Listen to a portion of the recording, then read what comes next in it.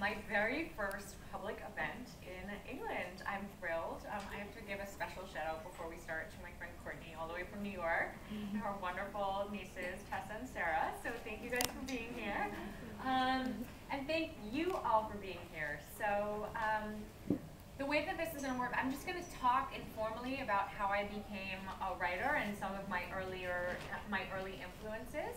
And then leading up to, I will talk about kind of how I had the idea for the Delirium series, and of course I'll talk about Requiem, the final book in the series. Oh, you guys made it! They've been up since 2:30. They commuted to come and see me, and I met them earlier. So what did you guys do for me today? And they're even sitting. That's great. Anyway, so I will talk about how I came up with the idea for Delirium. I'll talk some of what kind of the challenges were when writing a series and what I tried to do. And then my favorite part of these events is I will take questions and answers. I'm going to try to leave a good amount of time for that. I always find that that's kind of the most fruitful and interesting part of the discussion. And then I will be drinking wine while I sign books. So anyway, so we will get started. So I've been writing for a really long time. My love of writing really emerges just from kind of a deep and abiding love of stories and a love of reading. I grew up in a house full of books, without exaggeration. I mean that literally. My parents are both English professors. My father's a writer. My mother edits a literary magazine. So it's not kind of quite a hoarder's situation, but close. I mean, there were whole walls obscured by books. And reading and creativity was always a really huge part of my life, and it was a really validated part of my life. All kids make up stories, but my parents were the kind of, when I came in and said, you know, Mom, I found a dinosaur egg in the backyard, she'd be like, oh, and where did the dinosaur come from? And when do you think it left the egg? And she would let me take whatever piece of refuse I'd mistaken for a dinosaur egg up to my room before quietly throwing it out 3 days later. And I actually have one a funny memory of my mom when I lived in France when I was 9, and we went to Versailles, and I remember my mom being like, I'm going to give you and my sister, you and Lizzie, a writing assignment. Imagine being a peasant and driving up to the gates of Versailles in the 18th century or whatever Versailles was. I'm not a history person. And I didn't realize that it wasn't normal for parents to give their children writing assignments. So again, writing has always kind of been a part of my life, and actually, originally the way that I first started writing on my own is I would read a book and I would fall in love with it, and then it would end and I'd be pissed because I loved the book and I loved the world and I loved the characters and they were mine and I connected to them, and all of a sudden a door was shut in my face and I couldn't get back into that world. And so I started writing sequels to and short stories based on the books I loved. So basically, fan fiction is how I started writing. Wind in the Willows, I did this for the Redwall series, Lion, the Witch, and the Wardrobe, before realizing that it had several series of its own. And I actually think that's a really great way to start writing, because it forces you to experiment in lots of different genres and with lots of different voices as you kind of discover your own voice. My father has also been a big influence on me. He is, as I said, a writer. He writes nonfiction books about serial killers and mass murderers, so it's quite different subject matter. But he's the person who taught me, I think, the most seminal kind of lesson I've learned about writing, which is to write every day. My father has written a page a day, every day, for about 30 years, and thus he has over 30 books published. And he's really the person who taught me the discipline to actually sit down and carve out time to actually practice. And I always tell people this, but I've been writing every day since I was about 9 years old. It's almost impossible not to get very good at something that you practice every day for 21 years. And I kind of joke, I'm like, I really don't have any natural talent. But again, I've worked it and practiced so hard that over time you learn how to do it better and better. So eventually I stopped doing as much fan fiction. I started writing kind of stories, I will say, based on my own life. To show you the fact that I have no natural talent, I will illustrate this with an example. So in middle school, so when I was about 11, 12, my great fictional output was producing magazines for my best friend Jackie, and who's still my best friend. And in these magazines, there would be, you know, horoscopes and embarrassing moments, the kind of stuff you find in women's magazines. And the centerpiece of them was always a short story. And in the short story, there would be, you know, after many obstacles and misunderstandings, Jackie would make out with John Lippincott, who was her crush at the time, and I would make out with Mike Netto, who was my crush at the time. And Jackie recently found one of these stories. She's kept it all these years. I think she's planning to blackmail me with it. I'm trying to beat her to the punch by telling everybody about it. But the story, and again, this should illustrate to you how untalented I was naturally. The story's title is, wait for it, So He Hates Me, Who Cares? I Do. Subtitled Tears and Kisses. That was also, you know, and it's actually funny because that started my long and illustrious history of never being able to title my own books and always having terrible working titles. So again, no natural talent. But I was blithely unaware of that, and I love to write. So I kept writing. One of the other things you learn with practice is how to just physically sit for longer and longer periods of time and generate longer and longer stuff, how to physically pay attention to a story and carry it through time. A lot I hear from young writers is, you know, I have all these great ideas and I start writing and I get 20 pages in or 30 pages in and then I lose steam. And I mean, that's so common. I mean, I really feel like the only easy part of writing a book is like the first couple of pages and the last page, and every other page for 350 pages in between is really hard. And so you have to kind of build up a tolerance. And so I started trying to finish a novel when I was a freshman in high school, so when I was about 13. That's when I sat down to actually write a full-length book. I finished a full-length book when I was a senior in college, so when I was 21. And I'm not a math person, but that sounds like about 8 years. Or 7, I don't know. Anyway, point is, 8. Okay, anyway, point is, it took me a really long time to finish a book, but eventually I had one. I just graduated from university. I went to university for philosophy and literature. I had a full-length novel. I had dreams of literary stardom. I actually got an agent, which in America especially, I think here now too, but it's really important to have a literary agent who represents your book to the publishers. I got a literary agent. I was so excited. I thought I was going to be the next big star. I was going to have a front page profile in the New York Times. And, well, if you know anything about narrative, you know that probably there's going to be an obstacle in this story. That's not how it worked out, unfortunately. My book was rejected roundly by every publisher who read it, and they all had the same exact criticism. They all said, you know, the writing was beautiful, sentence by sentence, and there was absolutely no plot. Which I guess is kind of important. I actually didn't really quite understand that criticism at the time, though, so I kind of just, again, ignored it and decided to write another novel. Finished a novel, same exact thing happened. Sent by my agent out to publishers, beautiful writing, send us our next thing, no plot. So around that time, it was around when I was 24, so I'd been out of school for 3 years. And I had, as I said, graduated with a degree in philosophy and literature, which meant that I was a bartender. And I decided that a future of having people throw, like drunken Chicago men throw napkins at my head was not necessarily what I wanted with my degree. So I decided to go back to graduate school. As I mentioned earlier, my parents are professors. My parents divorced each other and re-found professors to date and marry. My sister is a professor. I mean, in my family, when you don't know what to do, you become a professor. You get a PhD and you become a professor. So I was looking into PhD programs, intending to get a degree in literature, and I came across a program, a 2-year program, where you could get a master's in fine arts in creative writing, which means that for 2 years, essentially, you write, you read about writing, you write about reading. I mean, you were immersed in the world of creative writing. This sounded like a great idea to me, and I didn't really actually know that such a program existed. I had never even taken a creative writing class, never in college or in high school. So I had the experience of going to a workshop and showing your material and workshopping it and actually talking with other people about your work. It's totally alien to me. So I applied to NYU and I got in, and I moved back to New York and I entered this program. And I learned a lot in my time at NYU.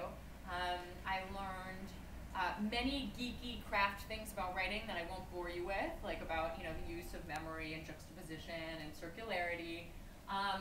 But the number one thing I learned was when to accept criticism and when to ignore it. And the thing that struck me first when I went there, well, after the first thing that struck me, which is how difficult it is just to hear people talk to you about your own work, which was a great preparation for Twitter. I found, like, in a workshop, you know, you'd have 10 people in a workshop, and 5 of them would say, you know, Lauren, this story really doesn't have a center, it's not hanging together, I even kind of feel like your heart's not in it, but man, this character X is amazing, and I feel like that's the axis of the story, and you need to kind of get rid of the other elements and focus on character X. And then the other 5 would invariably say, you know, Lauren, I think this story is really close to completion. I mean, it's almost ready to submit. Everything's really hanging together, except for character X. Character X needs to go. And it was always completely contradictory feedback. And so, you know, you really had to parcel out who understood what you were trying to do as a writer, and then you would have to listen to them, even if what they said was painful. And then you also had to learn to be able to sit and smile and listen to other people and say, but I'm not going to let this kind of defeat me or discourage me, and if this isn't what I believe, then I'm going to have kind of the integrity and knowledge not to kind of hear it. And so I think that's a really important skill to learn as a writer, although I also think it's important to learn it just as a person. One thing I did not learn to do at NYU was tell a story. I did not know how to plot a book still. In fact, when I was in graduate school, I wrote an 800-page novel. Twice, actually. I rewrote it from page 1. Which I'm really proud of, not just because of the sheer length of pages, but because it was 1,600 pages, effectively, of like in which nothing interesting at all occurs, which is like really mathematically improbable. You know, it's a reverse superhero skill. So I still hadn't learned to tell a story. Luckily, while I was at Penguin, while I was at NYU, I also got a job. I applied for a job and got a job in the young adult division of Penguin Books, in one of the young adult divisions, the YA division, and for those in the know. I didn't really know anything about young adult literature because when I was a young adult, we really didn't have it. We had a couple series. We had Babysitter's Club and Sweet Valley High, which you were primarily done reading by the time you were about 12. And then there was a huge gap, and then there was like Faulkner. You know, I mean, there really wasn't. It was only kind of in the past. It was when I was in high school, late high school, basically in the aftermath of Harry Potter. And Harry Potter was coming out when I was in high school, dating myself. That's when there was this huge explosion and exploration of young adult literature, and it really hadn't happened before that. So I was suddenly exposed. My reading was suddenly completely altered. The joke in publishing is that they pay you in books, except it's not really a joke because they certainly don't pay you in salary. So you read all of these, you know, you're reading, you're just inhaling books basically. And so my reading completely shifted, and I was reading all of these teen books, and the first thing that struck me was, you know, even when the writing was bad or the characterizations were flimsy or whatever it was, the stories were amazing, and the concepts, conceptually, the frameworks were really interesting and weird and like risky, and like, you know, now that there's so much teen literature, it's not weird to us to be like, okay, steampunk with demons in the 1800s, but that's weird and cool, and like, you know, sparkly vampires and a game where people kill each other on television, that stuff is weird, and you don't see a lot of that kind of necessarily done in adult books, which, you know, feature a lot of the slow deterioration of bad relationships, you know? And so that, it was in my capacity as an editor, looking at how other people told stories, and also learning how to make stories stronger, because that's what you do as an editor. That's when I first kind of learned to tell stories. And it became so important to my life as a writer that I ended up subsequently starting a company that basically works with young writers who we identify as having talent and skills and voice to teach them how to create narrative and plot and story. Because A, I love doing it, and you don't get a training in it otherwise as a writer, and B, it still helps me think critically about what it means to kind of tell a good story. So it was while I was there that I started working on my first book, Before I Fall, which for those of you who haven't read it, shame on you, first of all, but second of all, it's the story of a girl who's very pretty, very popular, and quite mean. And as of page 3, she's also quite dead. She dies in a car crash on her way home from a party. But the book is about her name is Sam. Sam, as she relives the last day of her life 7 times. And it's both a mystery about kind of her death and the circumstances surrounding her death as she attempts to unravel what that mystery is. And it's also about her evolution as a person from somebody who is, you know, kind of casually cruel to somebody who has a greater capacity for empathy. And I had a great publication experience with Before I Fall. It was a great debut. It's the kind of debut you dream about as a writer.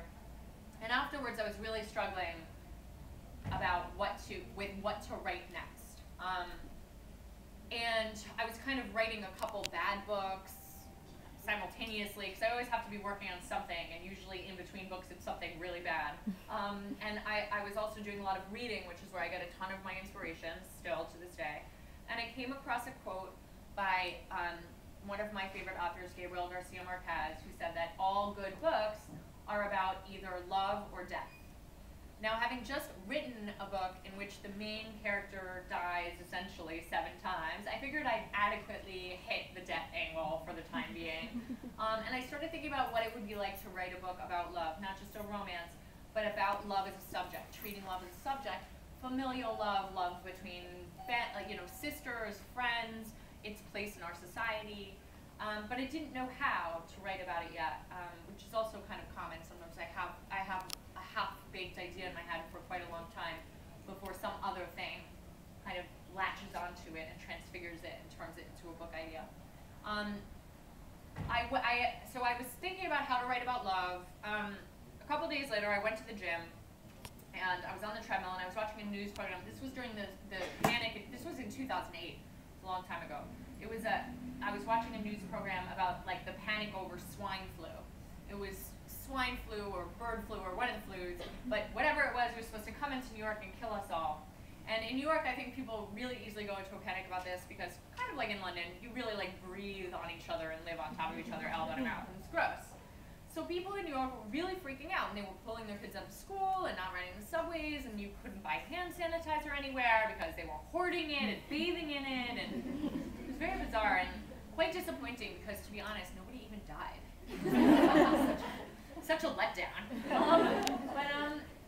And I was thinking at the time on the treadmill how easy it is to be driven into a panic over, fears of these epidemics and fears of contagion, and also that even in a kind of liberal media society, you don't really have access to impartial information, blah, blah, blah. And then I was still thinking about how to write about love and then disease, and then I was thinking, if you looked at the symptoms of romantic love, has a lot in common with a really bad psychiatric disorder that we normally would medicate with like lithium, And thus the idea for Delirium was born, which is about a society that has deemed love to be a contagious disease and has figured out how to cure it.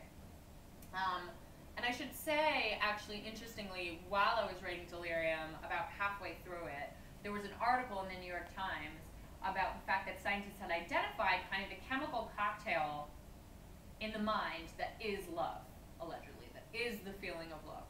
And that this article was speculating that in a few years they'd be able to develop a pill you could take if you'd had your heart broken, or if you were in love with somebody who didn't love you back, or if you lost somebody you loved, that would keep you from experiencing the intensity of emotions around that feeling of love. So it's not really science fiction, people. It's just forward thinking. So Delirium, the first book in the series, is really the story of one girl. It's the story of the main character, Lena, and it's really the story of her transformation over the course of the book. She goes from somebody who really believes in kind of the propaganda that her society has espoused and really believes in her religion and her society and its rules, to someone who, due to a combination of circumstances and various things that she discovers about herself and even her family background, begins to radically question, everything that she has been taught. Just out of curiosity, how many people have read Delirium? Okay, so I'm probably not going to give too many spoilers away there. But Pandemonium, for those of you who have read it and haven't, or whatever, actually kind of broadens the lens. Pandemonium means chaos, and the name is appropriate because we see much more kind of the movement. Lena becomes involved in a resistance movement against kind of the nearly fascist society that she lives in, but there's a whole kind of group of people who live in opposition to social mores and the rules generally.